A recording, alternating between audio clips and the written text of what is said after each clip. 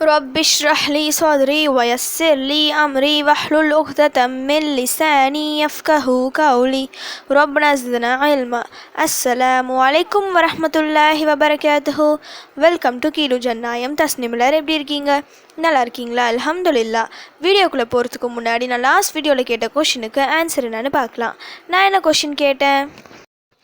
அல்லாஹ் அனுமதித்தவற்றுள் அவனுக்கு மிகவும் வெறுப்பானது என குறிப்பிடப்பட்ட விடயம் எது? இதுக்கான ஆன்சர் தலாக். இந்த உலகின் மிகப்பெரிய 2 சோதனைகள் செல்வம் மற்றும் பிள்ளைகள். இவைகள் நிறைவாக இருந்தாலும் சோதனைதான், குறைவாக அல்லது இல்லாமல் இருந்தாலும் சோதனைதான்.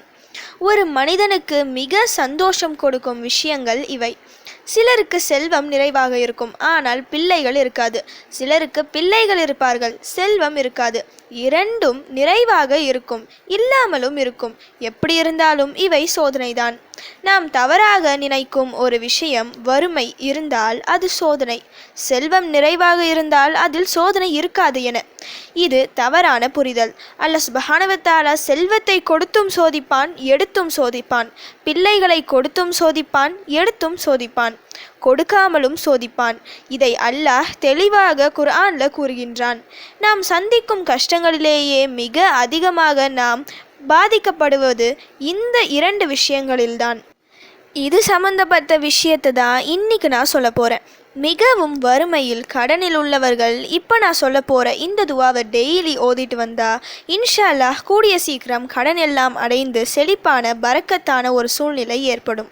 குழந்தை இல்லாதவர்கள், பிள்ளைகளால் பிரச்சனை உள்ளவர்கள் இதை தினமும் ஓதி வந்தால் இன்ஷா அல்லாஹ் விரைவில் அவர்களுக்கு குழந்தை பாக்கியம் கிடைக்கும்.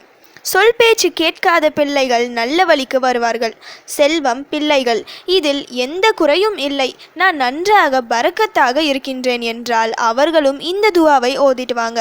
இதன் மூலம் அவர்களின் சந்தோஷம் நிலைக்கும். மேற்கொண்டு அதில் சோதனை இருக்காது. அவ்வளவு சிறப்பான அந்த துவாவை ஃபஸ்ட்டு சொல்கிறேன், பிறகு எத்தனை முறை எந்த நேரத்தில் ஓதலாம் இதை சொல்கிறேன். இப்போ அந்த துவா என்னன்னு பார்க்கலாம். اللهم أكثر ماله وولده وبارك له فيما أعطيته. اللهم أكثر ماله وولده وبارك له فيما أعطيته. இதோட மீனிங் என்னன்னா, இறைவா பொருட்செல்வமும் மக்கட்செல்வமும் அளிப்பாயாக, நீ வழங்கியவற்றில் அபிவிருத்தி அளிப்பாயாக. இன்ஷா அல்லாஹ் இந்த துவா ஓதி நிச்சயம் உங்கள் கஷ்டம் தீரும். குழந்தை பாக்கியம் இல்லாதவர்களுக்கு நல்ல சாலிஹான ஆரோக்கியமான ஒரு குழந்தை பிறக்கும். அல்லாஹ் கொடுத்த இந்த 2 செல்வத்தில் பரக்கத் ஏற்படும். ஒவ்வொரு வேளை தொழுகைக்கு பிறகு ஓதுவது சிறந்தது. குறிப்பாக ஃபஜர் தொழுது டெய்லி ஓதிவாங்க. குறைந்தது 3 முறை, அதிகபட்சமாக எத்தனை முறை வேணும்னாலும் ஓதலாம். ஓதி அதிகமாக துவா செய்யுங்க, எல்லாம் நல்லதே நடக்கும் இன்ஷா அல்லாஹ். ஓகே, இப்போ ஃபைனலி கொஷின் டைம். நபி ஸல்லல்லாஹு அலைஹி வஸல்லம் அவர்கள் இஹ்ராம் கட்டியிருந்த நிலையில் மனம் முடித்த அன்னையாரின் பெயர் என்ன? இதுதான் இன்னைக்கான கொஷின். இதுக்கு உங்களுக்கு ஆன்சர் தெரிஞ்சால் ப்ளீஸ் கமெண்ட் பண்ணுங்கள். அப்படி இல்லைனா ப்ளீஸ் வெயிட் பண்ணுங்கள், நான் நெக்ஸ்ட் வீடியோ போஸ்ட் பண்ணுற வரைக்கும். சுப்ஹான ரப்பிக ரப்பில் இஸ்ஸத்தி அம்மா யசிஃபூன வஸ்ஸலாமு அலல் முர்ஸலீன் வல்ஹம்துலில்லாஹி ரப்பில் ஆலமீன்.